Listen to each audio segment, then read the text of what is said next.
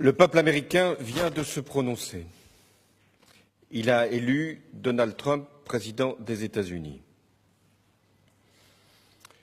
Je le félicite comme il est naturel entre deux chefs d'État démocratiques.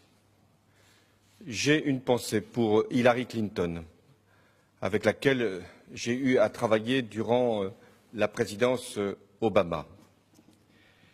Cette élection américaine ouvre une période d'incertitude.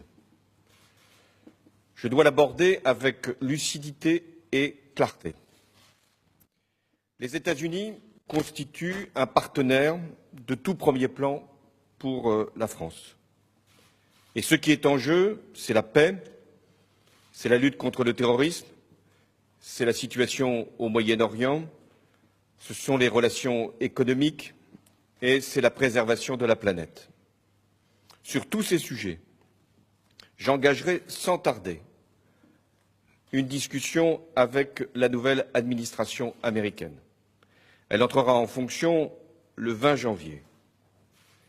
Mais je le ferai avec vigilance et franchise, car certaines positions prises par Donald Trump durant la campagne américaine doivent être confrontées aux valeurs et aux intérêts que nous partageons avec les États-Unis. Et l'amitié entre nos deux peuples et notre histoire commune nous y aideront.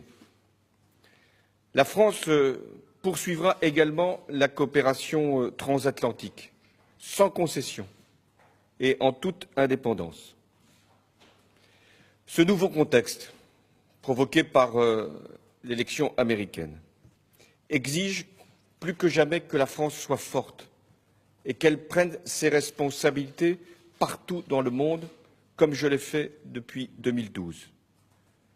Ce contexte appelle également à une Europe unie et également capable de s'exprimer et de porter une politique partout où ses intérêts ou ses valeurs sont en cause.